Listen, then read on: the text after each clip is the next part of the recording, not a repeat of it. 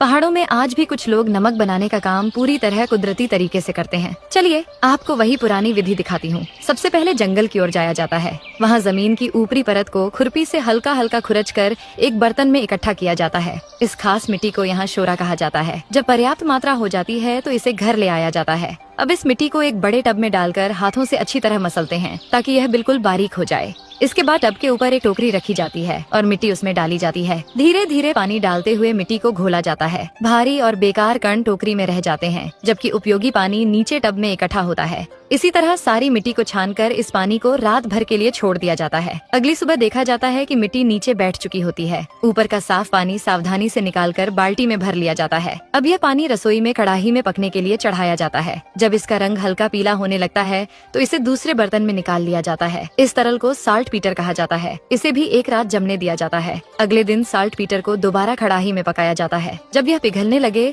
तो इसमें S guard नाम का एक मौसमी फल काटकर डाल दिया जाता है, जो सर्दियों में उगता है। जब यह अच्छी तरह पक जाए तो फल के टुकड़ों को अलग निकाल लिया जाता है। इसके बाद 7 से 8 देसी अंडों को तोड़कर उनका पीला भाग अलग कर दिया जाता है और केवल सफेद हिस्सा इस घोल में मिलाया जाता है। अब इसे करीब 1 घंटे तक धीमी आंच पर पकाया जाता है। पकने के बाद इस तरल को मखमल जैसे मुलायम कपड़े से छाना जाता है ताकि सारी अशुद्धियां निकल जाएं। फिर साफ पानी को एक टब में डालकर उसमें पंपास घास की डोरियां भिगो दी जाती हैं और रात भर के लिए छोड़ दिया जाता है। अगली सुबह जब डोरियों को बाहर निकाला जाता है तो उन पर नमक के सुंदर क्रिस्टल जमे हुए दिखाई देते हैं। इन क्रिस्टल को सावधानी से इकट्ठा कर लिया जाता है और इस तरह पहाड़ों में तैयार होता है पूरी तरह नेचुरल हाथ से बना नमक। वैसे दोस्तों, आपका प्यारा सा नाम क्या है? कमेंट में जरूर बताइए।